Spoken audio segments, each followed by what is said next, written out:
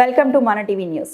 ఎమ్మిగనూరు మండలంలో ముఖ్యమంత్రి నారా చంద్రబాబు నాయుడు నిర్వహించిన మీ భూమి మీ హక్కు పట్టాదారు పాస్బుక్ల పంపిణీ గ్రామసభ ఘన విజయంపై ఎమ్మిగనూరు నియోజకవర్గ MLA doctor BV J Nageswara Reddy media సమావేశం నిర్వహించారు. ఈ సందర్భంగా ఎమ్మెల్యే మాట్లాడుతూ ముఖ్యమంత్రి కార్యక్రమాన్ని ప్రజలు అత్యంత ఉత్సాహంగా భారీ సంఖ్యలో పాల్గొని విజయవంతం చేసినందుకు కలుగొట్ల, తిమ్మాపురం, దైవందిన్నె గ్రామాల ప్రజలకు అలాగే గ్రామసభ నిర్వహణలో సహకరించిన నాయకులు, కార్యకర్తలకు కృతజ్ఞతలు తెలిపారు. గ్రామసభతో పాటు అనంతరం జరిగిన పార్టీ కేడర్ సమావేశం కూడా అత్యంత విజయవంతంగా జరిగిందన్నారు. ఈ సందర్భంగా ఎమ్మెల్యే తిరుమల లడ్డు కల్తీ వ్యవహారంపై మాట్లాడుతూ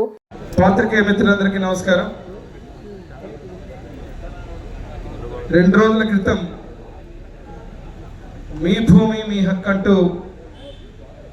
రాష్ట్రంలో ప్రతి రైతుకు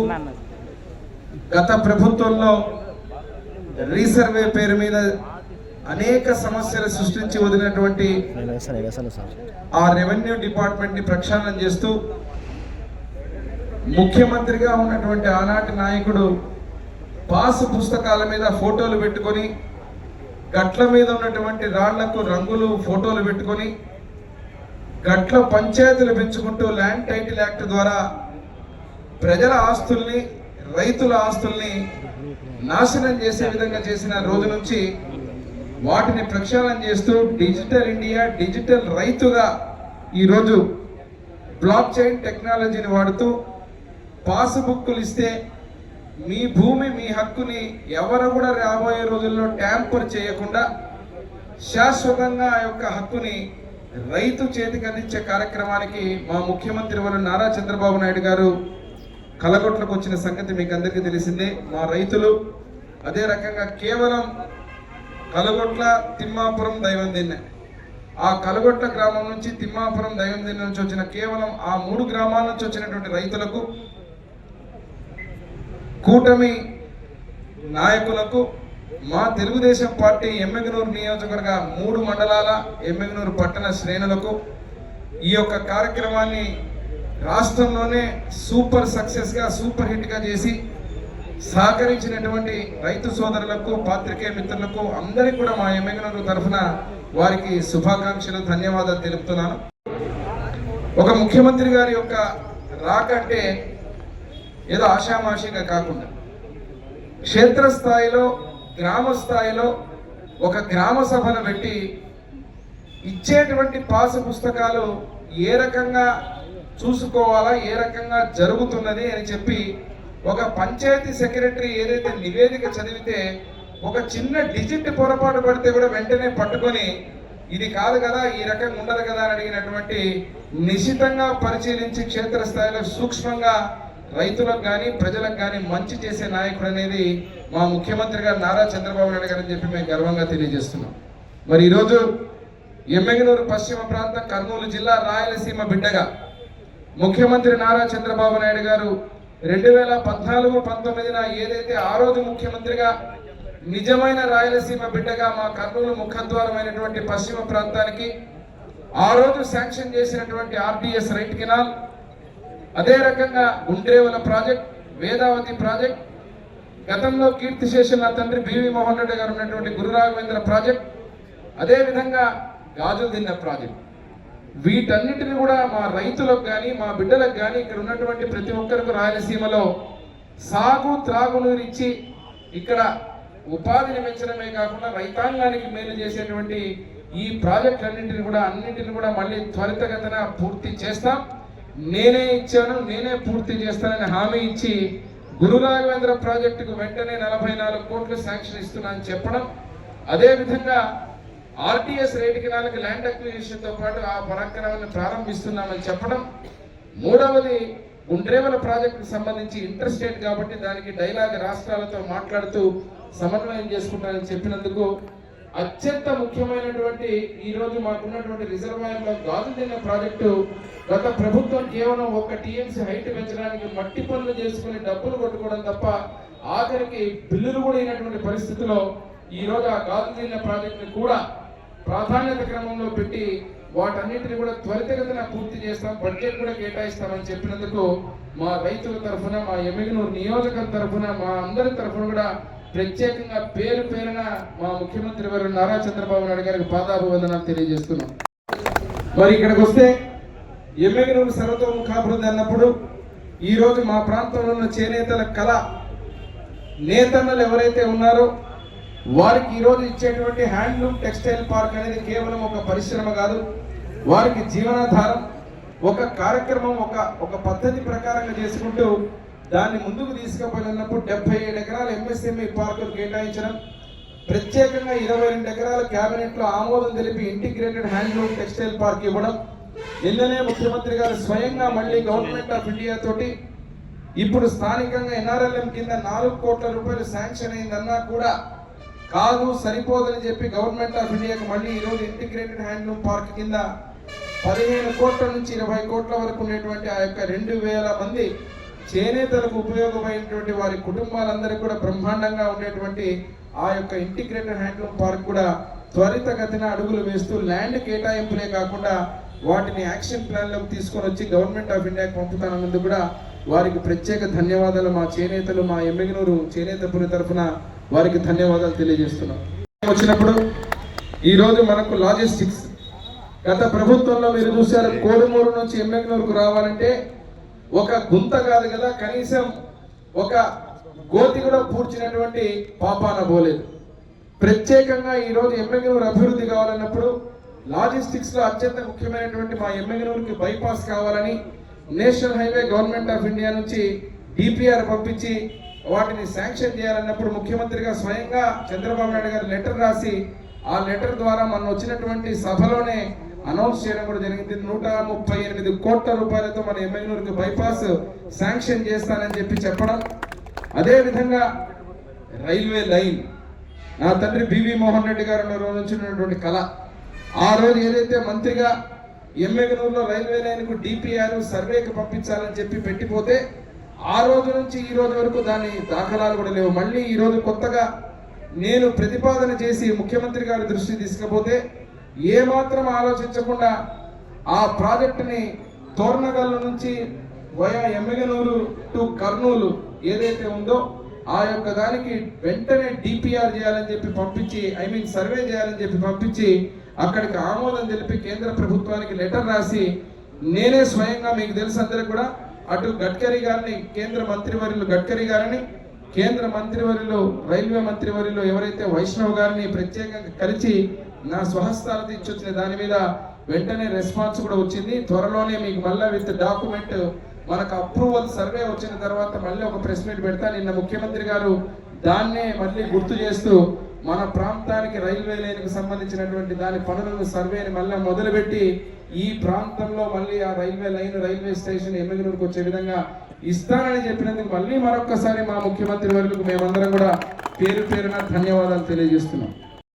ఏ కార్యక్రమం అయితే ఈరోజు వచ్చారో కలగొట్లకు ప్రత్యేకంగా ఇక్కడ చూస్తున్నారు మీరు, ఒక ల్యాండ్ పర్చేస్ స్కీమ్ కింద 2002వ సంవత్సరంలో నా తండ్రి గారు ఉన్న అధికారం ఉన్న రోజున దళితులకు సంబంధించినటువంటి 82 మందికి లబ్ధిదారులకు ఇచ్చినటువంటి భూమి, ఆ రోజు నుంచి ఈ రోజు వరకు నిన్న రీసర్వే పేరు మీద ఈ యొక్క స్కీమ్లో ఉన్నటువంటి